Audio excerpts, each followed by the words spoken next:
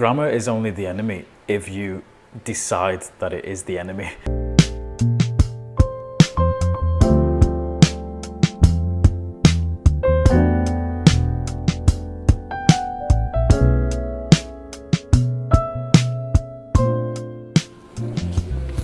So of course, one thing you may have noticed is that this coat in particular will be featuring quite a lot in all new videos, because it's the only thing that will keep me warm at the moment when it is approximately -9. So I'm on a street called Kirovka, I don't know, different names for it, and there is one thing I want to talk about later today, but in a coffee shop with a flat white in hand as per usual. And interesting fact, this shop, which sells toys, used to be a sex shop. Say no more. First stop, I think I'm going to go to the bookshop, Chitai Gorod, because I want to see if there's anything interesting there while it's Sunday and I have a day off. So let's go there first, see what's there, and then later to the coffee. So let's pick up that a little bit later.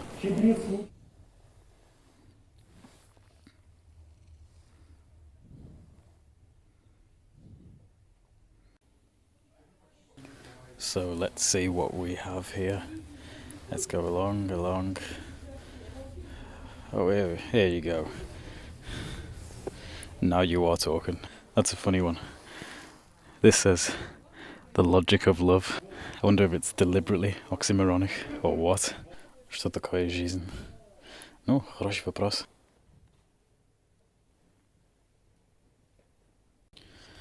Now, of course, René Descartes had some interesting things to say about metaphysics.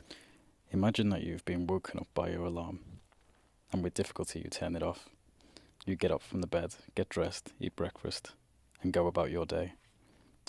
However, very soon, something happens which you didn't expect, that you again have woken up, and you understand that it was just a dream.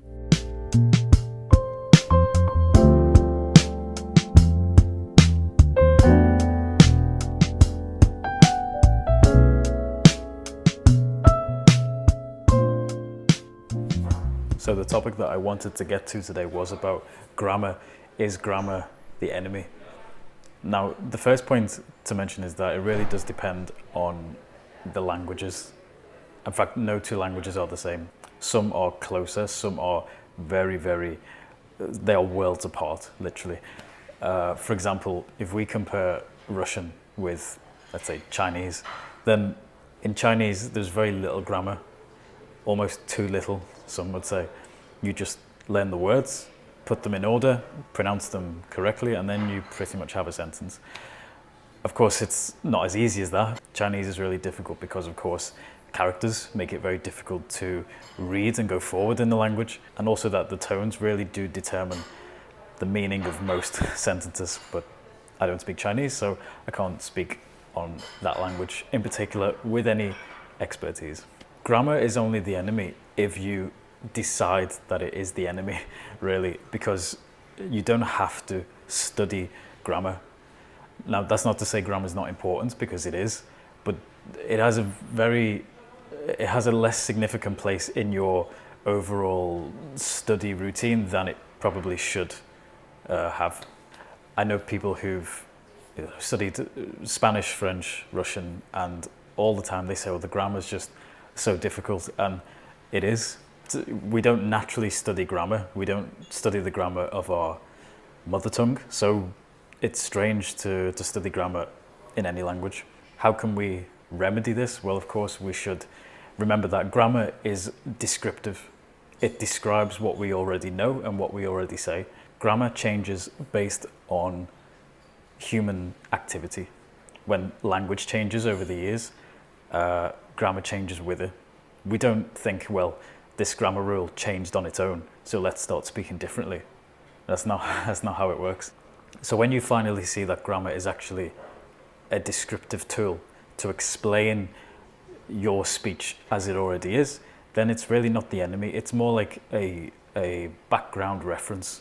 You know, if you're not sure about a particular construction, you just flip open the grammar book maybe, or the grammar book on the internet, and then something becomes a little bit clearer. Why this conjugation not that conjugation?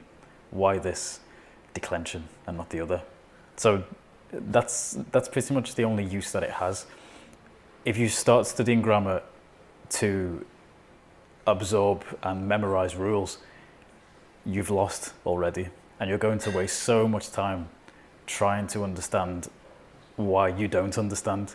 You know, I'm spending 2 hours, 3 hours a week on trying to memorize these grammar rules, even putting the grammar rules on flashcards, and still to no avail. You can't really speak the language, because when we speak, we do not construct sentences thinking about the rules.